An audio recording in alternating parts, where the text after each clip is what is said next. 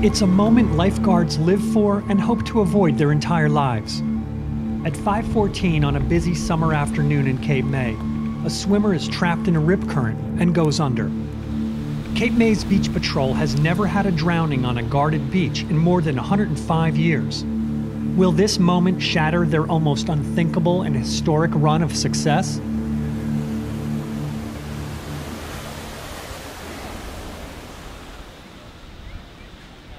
Perfect marks are measured in all walks of life. A 300 game in bowling, a flawless diamond, an unblemished report card. On the beaches in Cape May, New Jersey, the lifeguards are working on a perfect game of their own. They have never had a drowning on a guarded beach, according to the patrol. Lieutenant Jeff Rife, a 32-year veteran, and other guards of the patrol take this record very seriously. It's something that we take with us to the job every day, but it is certainly not something that anyone would ever be cocky about or take it for granted. It's more of a humbling thing that we strive to continue to keep that record intact summer after summer. You can have people here that, beach patrons here that know that they're going to be safe. It's just really an honor and a privilege to be able to protect people. It's the closest thing you get to being a superhero. It's a breathtaking task. Every year, about 12.5 million people visit Cape May, touted as America's first beach resort.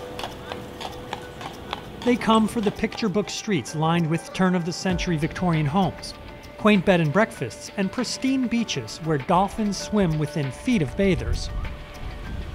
But Cape May's beauty can mask dangerous conditions lurking along the beaches. We have some very unique situations that a lot of other Jersey Shore towns just simply don't have. We are at the very mouth of the Delaware Bay. We have very strong lateral currents, which means that we have water moving east to west or west to east basically all day long. It makes the lifeguards' jobs here that much more vital. Last summer, the beach patrol made 112 rescues, pulling 136 people from the water. Each day with the Cape May Beach Patrol begins here, not long after sunrise. Lifeguards trickle into headquarters at 238 Beach Avenue, check their daily assignments, and start mandatory workouts. The guards are usually greeted by this man, Buzz Moak, the Beach Patrol's captain since 1981. My first couple of years, I was really scared to death that something was going to happen. But then, as I went through the years, I got more confident, and I was more confident in my lieutenants, more confident in my guards. Because I had to start over. When I came on, I had to start over. There was a lot of people leaving, and it wasn't a well-trained beach patrol. MOGA requires lifeguards to exercise every day, except Sunday. They do pull-ups in the shed underneath headquarters. They run on the beach. They swim in the ocean. They paddle through the surf. They also practice mock rescues, which include CPR and first aid training. 9, more water 10, and sand 11, is forming 12, in his mouth. 13, 14. Sand We got a log roll. forming in his mouth. 1, 3. 1. Take all the mess. 1, 2, 3. Log roll. Try to ventilate. Ventilate. All right, advanced care arrives. Gentlemen, really, really well done. Everybody in off the back deck. After working out, roll call is at 9:30. July is hydration month. We are slated for our third heat wave in a row, where the next 5 days we're supposed to have unhealthy ozone levels. All right, let's get on the beach. Have a nice day. By 10, guards are at their posts, ready to go. They will be there until 5:30 p.m. Stager Beach. Beggars, loud and clear. Colton Court, loud and clear. Each summer day, 55 lifeguards and 5 lieutenants patrol Cape May's 25 beaches across 2.3 miles of oceanfront.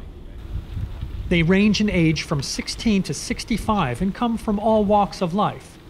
They are college students and lawyers, school teachers and doctors, physical therapists and waiters. For all, the job is a summer gig. Some of my closest friends are on the beach patrol, And when you've gone through some of the trials and tribulations with these people that you have, it tends to have a pretty strong bond, and you just kind of want to continue to do this. That bond is crucial, especially during emergencies. And on one scorching day in late July, Cape May's record was put to the test again. Windsor Beach.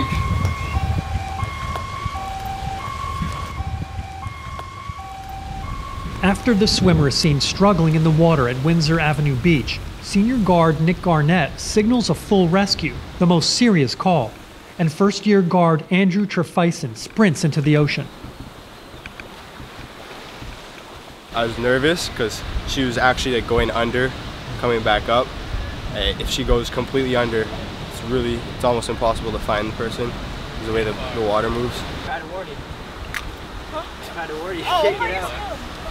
When they entered the water, they had the presence of mind to know that those rocks are a dangerous area to bring them in, so instead of working against the current, we came around the rocks, brought them in where it was safer, so we could assess them and provide care for them. I couldn't ask for any better. Hey, good work, guys. Good work. In the past 20 years, more than 30 deaths were attributed to rip currents along the Jersey Shore. On this day, Cape May's perfect record was put to the test. And once again, its lifeguards were up to the challenge. When stuff like that happens, I thank God that we're still doing what we do and everybody's getting in shape for it. That's the expectation, is we don't let people drown. 105 years. The streak has spanned 18 presidencies, 34 New Jersey governorships, 6 moon landings, and it remains. I don't know what we're going to do if it ever happens, because we're not used to it, and a lot of other people are used to it, and we're not. So God only knows what we're going to feel like when it really does happen. When it's all said and done at the end of the summer, we may congratulate one another. Maybe the older guys and girls may go out and have a beer together. But again, it's not something we talk a lot about because it's just a humbling thing to have that to aspire to every summer.